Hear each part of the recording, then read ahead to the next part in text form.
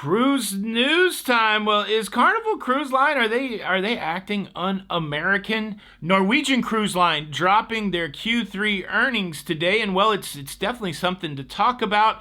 And we have a cruise ship making its way off the coast of Turkey for its final destination. This is a sad story. And well, I met a fan. I met a fan on the Carnival Horizon who hates one of my favorite things about this very show. Do you? Do you hate it? Cruise news. Let's talk about it.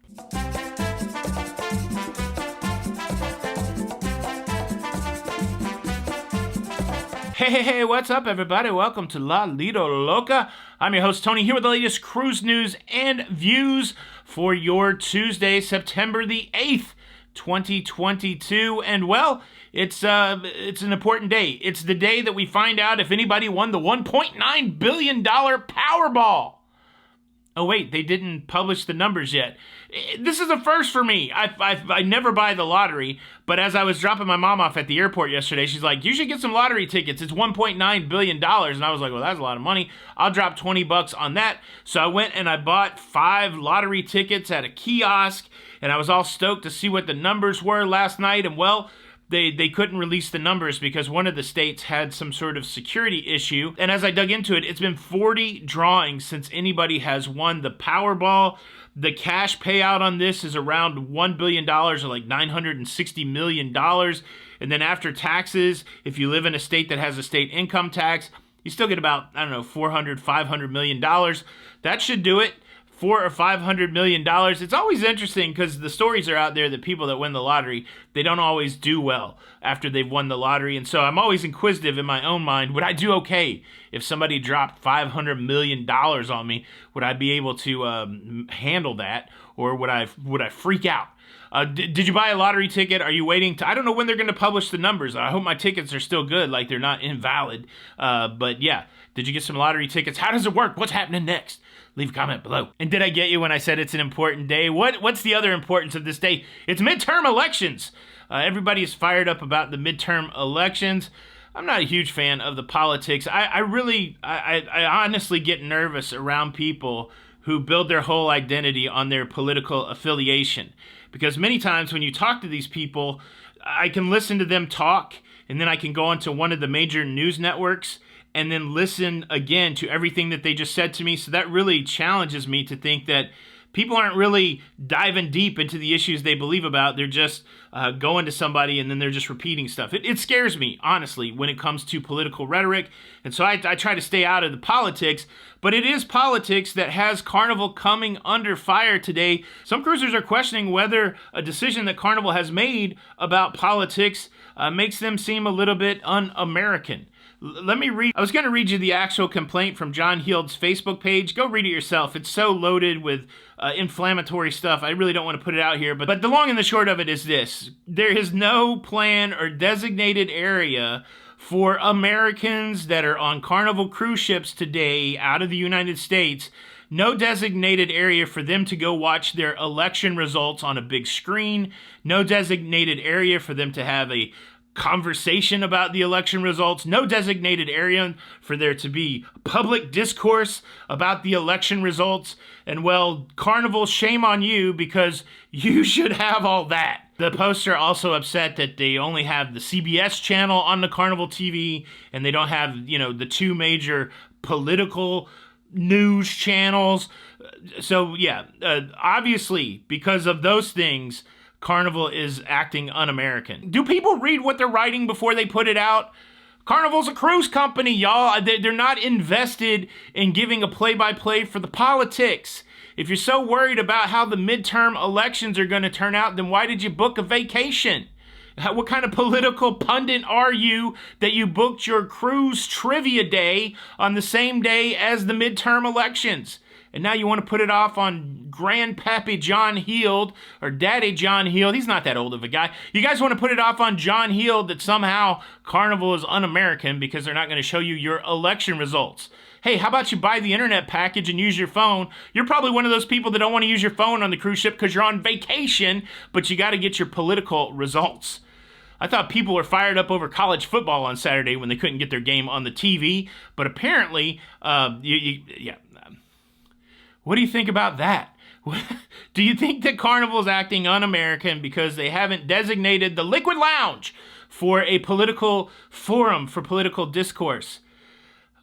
Again, all you got to do is find the source of the political discourse, and you'll hear a bunch of parrots. That's my personal opinion.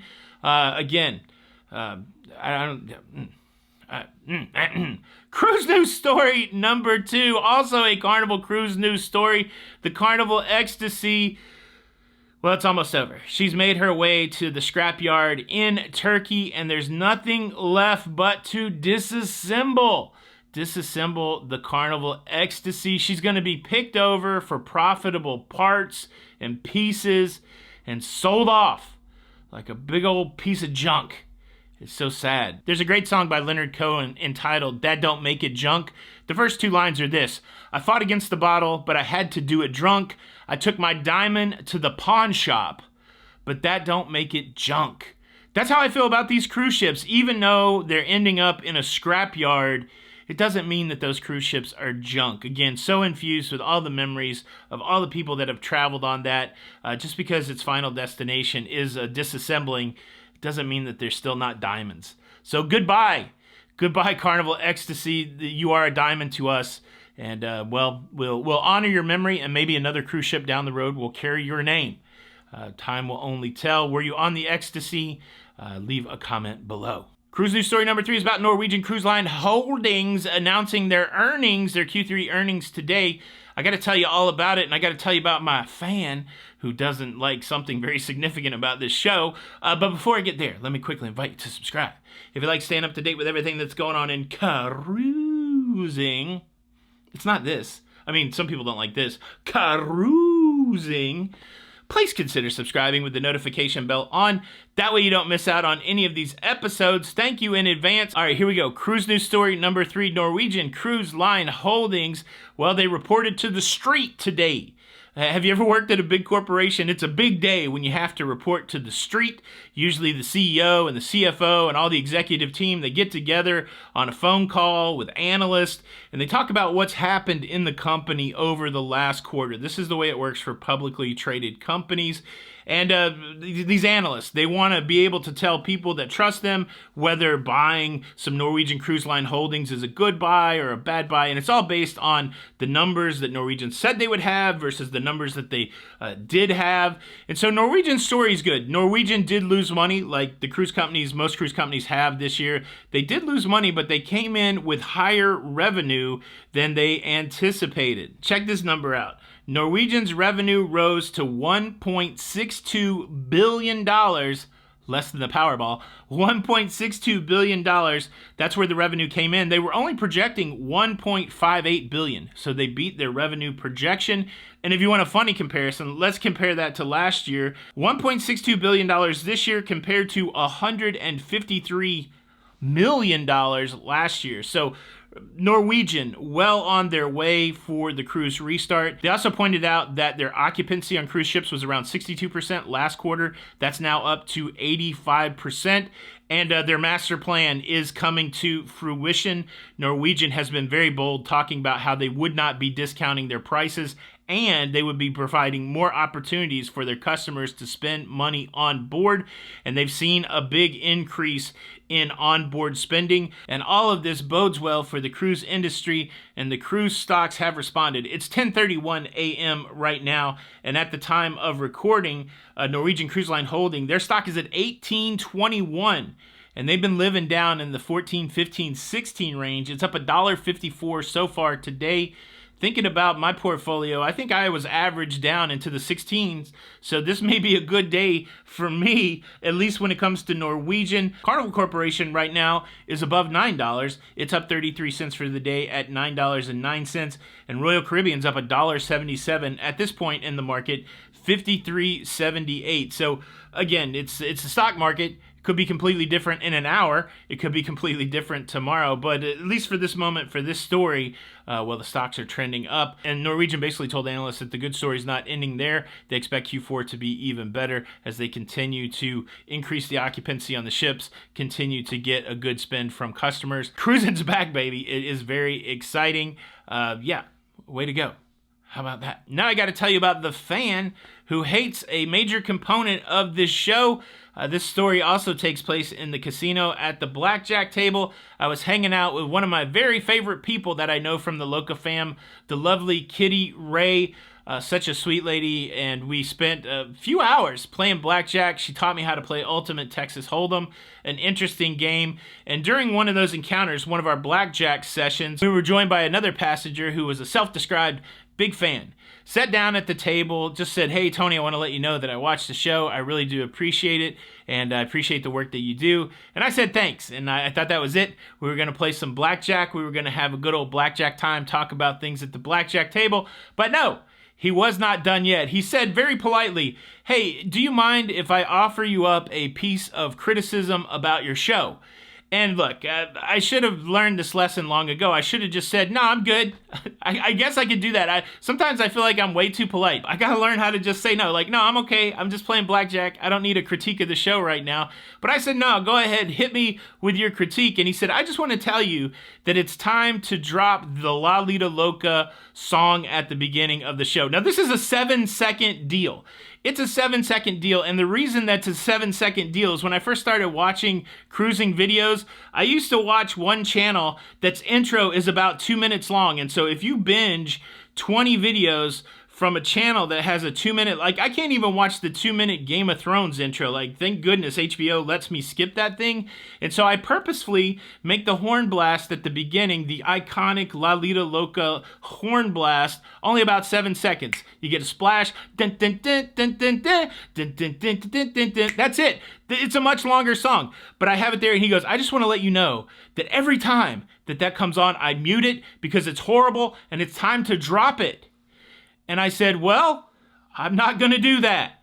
And he looked like I had done something to him. This is what I don't understand. When people come up to me and they talk to me like I'm a person, I'm going to talk to you like a person. Like, what am I supposed to say? "Well, okay, I guess I'll drop it then since you don't like it." My understanding from many people is that they like the song. I have people that tell me they dance to that song, that it's easily recognizable as a La Lita Loca song. I'm not under the delusion that everybody likes that song, but I feel like it's tolerable enough, and I feel like enough people like it, that it should be an integral part of the show to announce that it's La Lita Loca time. Boom, here's the hook, here's the song, here's the show. I like it. I like that cadence, and it seems to do okay.